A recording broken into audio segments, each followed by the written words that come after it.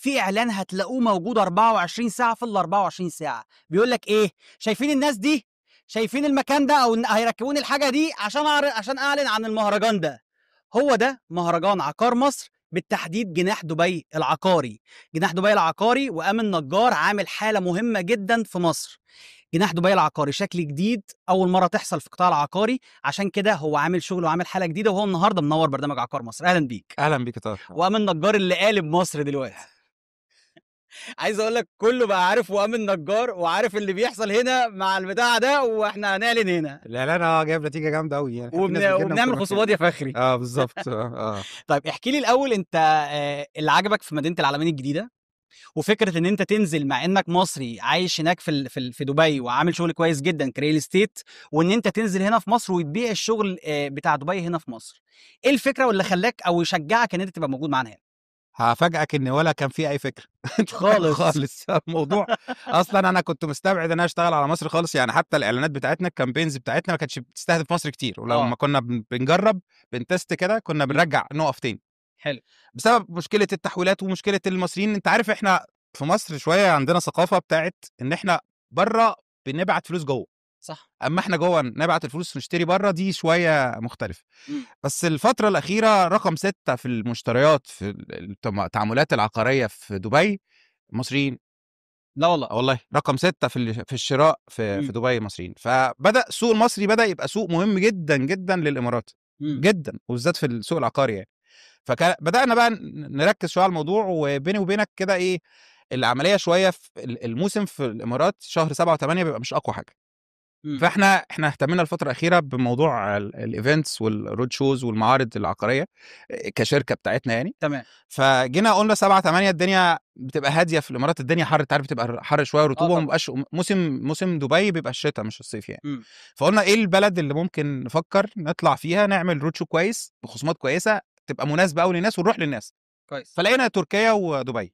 انت فاهم؟ تركيا ودبي. اسف، تركيا ومصر. تركيا ومصر. فتركيا برضو مش احسن حاجه الفتره دي، التعاملات فيها مش احسن حاجه، فهي كانت مصر خلاص. قلنا نبدا نشوف القرى السياحيه المميزه قوي في الساحل الشمالي، لان الناس كلها في كله في مصر الساحل الشمالي في الصيف. فسبحان الله فضلنا ننكش شويه كده لغايه ما وصلنا للجولدن هاب والمعرض. فكانت صدفه لطيفه جدا جدا، ولما بحثنا فيها لقيناها يعني ان شاء الله هي لا زالت الى الان مميزه جدا، وهتبقى مميزه باذن الله ان شاء الله. الحمد لله. طيب انت ايه الخصومات والعروض والشركات اللي موجوده معاك واللي انت نازل بيها في السوق العقاري المصري؟ طيب بما ان احنا في بومينج جامد جدا في دبي الفتره دي، وفي اقبال شديد جدا على المطورين، وعدد المطورين بقى كبير جدا في دبي، فاحنا بقينا حريصين جدا ان احنا لما نيجي نعمل معرض نختار او ننتقي المطورين المميزين جدا. حلو. من ناحيه السمعه، ومن ناحيه الجوده، ومن ناحيه خطط الاسعار والاسعار. كويس. لان الموضوع مش سعر بس، سعر وخطه سداد. صح. فاحنا كنا حريصين جدا نصفي مثلا فوق ال 1600 او 1800 مطور عقاري، يمكن يكون اكتر، على ممكن يكون مثلا بكتير قوي 10 15 مطور من 1600 ل 10. فاحنا جايبين اميز مطورين من ناحيه السمعه ومن ناحيه الجوده ومن ناحيه البيمنت بلان ومن ناحيه البرايس. فدول اللي هيبقوا معانا موجودين معانا. موجود معانا دماك، موجود معانا بنغاطي، موجود معانا سمانه، موجود معانا عزيزي، مطورين كتير يعني مش هقدر اقولهم كلهم، الذاكره مش هتسعفني ان انا واحنا على اللايف كده، بس مطورين مميزين كلهم يعني. رايك في مدينه العلمين الجديده؟ لا تحفه بجد. تحفه والله. يعني انت بقالك كام سنه الاول يا وما ما جيتش مصر؟ بص انا يعني انا باجي مصر كل فتره قريبه، لان انا اهلي اساسا قاعدين هنا يعني مش معايا هناك. بس العلمين دي تاني مره جيها، الاولانيه واحنا بنتفرج مع بعض على المكان اللي احنا هناخده. وبعد كده سافرت دبي، رجعت اسبوع، خلصت شويه حاجات ورجعت تاني. فهي تعتبر بالنسبه لي اول مره في حياتي اجي هنا. لدرجه هقول لك حاجه اكسكلوسيف، يعني كل الناس لسه اول مره تسمعها. احنا لما جينا وعملنا الاعلانات زي ما انت قلت كده، والاعلان البومينج ده الناس كلها بتتكلم فيه، لقيت سيتي ايدج بيكلموني. سيتي ايدج. سيتي ايدج كان احنا ايام زمان، انا كان عندي شركه عقارات برضو في مصر قبل ما اسافر، واحنا كنا بنحاول احنا نشتغل معاهم، وكانوا يعني بصراحه ما كانوش معبرين اللي خلفونا خالص. فاتفاجئت ان هم بيكلموني اكتر من سيلز مانجر من عندهم بيكلموني عايزين يشتغلوا معانا. فانا قلت كانت الفكره مرفوضه بصراحه، انا مش بشتغل غير على دبي بامانه يعني.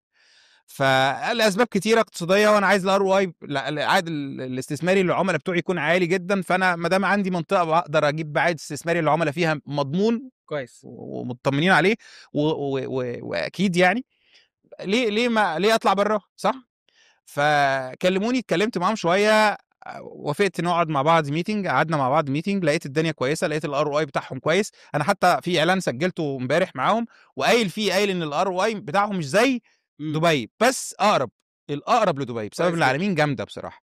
فقلت لهم وانا بسجل في الفيديو، قالوا طب انت كده بتقول ان الار او اي، قلت لهم ما بص، انا عندي الاعلانات كلها هي مش اعلانات، هي معلومات، إمم، فلازم الحاجه تكون مظبوطه. قالوا طب ايه، ما كده محدش هيجي. قلت له بالعكس، هيجي ناس كتير قوي، في ناس بتبقى خايفه تطلع بره البلد. حقيقي، يعني هو بيحب مصر وعايز يعيش، يشتري في مصر ويشوف المنتج قدامه صح، والعقار قدامه، فهو مش هيشتري في دبي. هو الار او اي بتاع دبي اللي انا بعلن عليه كويس، بس هو مش عايز ده. إمم، فانا لما الاقي مثلا لو الار او اي بتاعي 10% و15 يوصل 15%، وهو عنده هنا 9% و10%، زي الفل بالنسبه له، بس طبعًا، مطمن. طبعًا، فبالتالي هيبقى موجود بتاع. فاحنا مضينا مع سيتي ايدج بصراحه، ما شاء وبداوا الله. يبقوا موجودين معانا في الجناح، مع انه جناح دبي، بس سيتي ايدج موجوده بسبب السؤال ده، بسبب ان العالمين والساحل الشمالي بصراحه. أنت ما توقعتهاش. انا شخصيا قلت انا عامل استثمارات عقاريه في دبي، آه، فقلت اوكي مفيش مانع ان انا ايه، تشوف وتجرّب هنا، بالظبط. لقيت الموضوع كان غير انا شوية. بدات افكر ان انا يبقى ليا برضو من ضمن الاستثمار، يبقى في سيتي ايدج هنا في بُص، أنا الساحل أعرف يعني. شركة اسمها هُقام النجار هنا محترمة جدًا على جدًا فكرة، ممكن أخلّيها يا ريت توصّل لي بيهم بصراحة، سمعت عندهم عروض جامدة أوي بصراحة. طيب خلّيني ها، أقول لك بقى رأيك كده ها، الأول في العقارات المصرية، زي العاصمة الإدارية طبعًا، كويس. زي التطوّر اللي بيحصل. خلّينا نطلع شوية من الجو اللي إحنا فيه بتاع golden hub أو الخاص بgolden مش hub. قادر والله يا طاهر أطلع براها بصراحة، يعني أنا لأ، ما هو جاي أنا أنا لازم والteam بُص، جايين بُص، بنشتغل وبنتفسح يعني. جو منبهرين جامد، باللي لا، بيحصل. لا الجو جامد. طَب أنت شايف الأول بقى، يعني خلّينا الأول أرجع لك، أنت شايف إن هنا إن في جمهور walk-in كتير، آه، في آه، ناس، آه، آه، آه. في أو قبول في الموضوع؟ مقا بوضع المعلومة إن لسه الثانوية العامة ما خلصتش والجامعات ما خلصتش، لأ طبعًا، ده مش طبيعي ده، لا مش طبيعي، والله، ما كنتش متخيل ده، لا والله. والله. يعني الحمد لله كان اختيارنا في المكان كويس. قاتل، بجد، قاتل، قاتل، وإحنا السنة الحمد الجاية معاكم لله، إن شاء الله. الحمد لله أنتم تنوّروا الدنيا طبعًا. الله يكرمك يا رب. طيب العاصمة الإدارية، تمام. في مشروعات كتيرة في العاصمة الإدارية، ومتهيأ لي برضه أنتم يعني كشركات محترمة وليها اسم موجودة في دبي، متهيأ لي ما راحتش العاصمة الإدارية، أو أنت ما رُحتهاش العاصمة الإدارية، اشتغلت عليها صح؟ أيام زمان أوي، أول ما بدأت، لأن أنا كنت لسه في مصر وكان عندي شركة عقارات في مصر. جرّبت تروحها تشوفها قبل كده أنا من رُحتها قريب؟ مش وأنا شغال عليها، رُحتها مش قريب، أنا رُحتها من سنة ونُص، سنتين كده ممكن أو 3. سنة ونُص أو سنتين أو 3. واعدة يعني، واعدة طبعًا. بُص، إمم. العاصمة الإدارية بغض النظر مكانها إيه، هي في الآخر مشروع استراتيجي دولي. ليه سمّوك عرّاب العقارات في دبي؟ عرّاب العقارين والله اللي سمّاها لي حد إعلامي برضه، ليه؟ منذر مزكي بصراحة. كنا عاملين معرض في العين، وهناك في دبي مش زي مصر، في شوية حاجات كتيرة مختلفة ما بين مصر ودبي. آه، في مصر لمّا حد بييجي يعمل معرض بيجيب مطورين كتير، صح. ويعمل تنوُّع والناس تيجي تختار. ففكرة إن هم يوافقوا من الأساس لأ، وفي مطورين تُقال بيرفضوا، يقول لك أنا باطلع لوحدي، إمم، أو بالكتير أوي لو وافقت عشان أنت شركة كبيرة شغالة معايا وعايز أطلع معاك، يبقوا 3 تانيين معايا، فنبقى 4. فإن هو يطلع في وسط 15 مطوّر ده عنده مرفوض تمامًا. إمم. فكون إن أنا قدرت أقنع 15 مطوّر تُقال، أتقل 15 مطوّر في البلد. لأ أنت ما شاء الله أنت عندك هنا أكبر جناح يعتبر في مصر الحمد كلّها لله، يعتبر. الحمد لله. فهو هناك بقى كان في العين كان عدد كبير جدًا من المطورين، فهو جه اتخض، كان جاي يعمل تغطية، إمم، فاتخض قال لي: "أنت قدرت تقنع الناس دي إزاي إن هي تطلع كلها في مكان واحد، في معرض واحد قدّام بعض؟" آه، أنا الفكرة كلها، أنا هدفي إن هم ينافسوا بعض ويدّوا عروض قدّام بعض، والعميل في يوم واحد، في ساعة واحدة. هناك في دبي عشان تروح تلِف على أكتر من مطوّر أنت محتاج أسبوع، شهر، صح. ده لو فضيت، الدنيا مجزرة هناك، شغل، شغل، شغل، مفرمة. فإن أنا أجيب الناس كلّها في مكان واحد، ساعة زمن تلِف الدنيا كلّها وتختار اللي أنت عايزه، ده حاجة يعني مهمة طبعًا. أوي بصراحة. فإن أنا أقدر أقنع الناس دي كانت مجهود رهيب، فهو قال لي: "لأ، أنا هنسميك عرّاب العقاريين." بصراحة، فمن ساعتها بقى الاسم مشي يعني. وأمل لو أنا عايزك بما إن أنت سريع البديهة، واللي أعرفه إن أنت ما شاء الله قولوا يعني. حد شاطر جدًا وبيعمل فيديوهات في ثانية، آه. وبتضرب ما شاء الله مع الجمهور حلو أوي. لو أنا عايزك تبيع لي حاجة من أبراج العلمين وراك، هتقنعني إزاي؟ أنت بتبيع العالمين صح؟ آه طبعًا، بلدي. بُص، هو الأبراج اللي ورايا دي صح؟ آه، هاقولها لك، مش هاقولها لك بطريقتين. الطريقة الأولانية إن أنا شخصيًا عايز أشتري، وأنا راجل ماشي، شغال في المجال، ماشي. فأكيد دارس المجال وفاهمه كويس جدًا، جدًا، جدًا، وعارف الفرص فين. وعارف إن الROI تمام. بالضبط. فكون إن أنا ممكن أفكّر أو بافكّر إن أنا أشتري فيها وأستثمر فيها، ده ما خلاص يعني أكيد الكلام ده أو القرار ده هييجي بناءً على معطيات كتيرة جدًا صح، وتفكير كتير جدًا وبتاع، ممكن نقعد ساعتين نتكلّم فيهم. صح. فاختصارًا أنا بافكّر وانا دارس. إمم. في ناس هتقول لك ايه انت مين يا عم، ماشي خلاص بلاش الاجابه دي. الطريقة التانية. دي الاولانيه. ماشي. تانية اللي هو برضه هتيجي اللي انا سبب ما انا قررت يعني إمم. ان النهارده الساحل اولا بدا ياخد بعد استراتيجي عالي جدا إمم. في مصر، في اهتمام بيه كبير.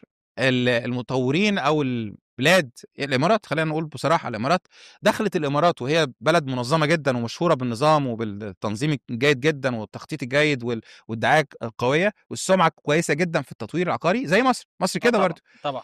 وانا عايز اقول لك ان جاست ان الاعلان او عن الموضوع ده على الخبر ده تم، المطورين العقاريين اللي هم موجودين في الساحل صحيوا من النوم بداوا يعملوا اعلانات. لو انت لاحظت ده حقيقي. الاعلانات بتاعه الساحل شدت قوي بعد الخبر ده، اللي هو داخلين متهيألي في 8 شهور ولا حاجه او ده اكتر حقيقي. مش عارف. صح. فده معناه ان هم فهموا ان في ضجه هتحصل، وقد كان. احنا الناس كلها هنا موجوده، ده حقيقي. الناس كلها موجوده هنا يعني. انا مش مصر بس، الاماراتيين موجودين، السعوديين موجودين، احنا موجودين، كل الناس موجوده.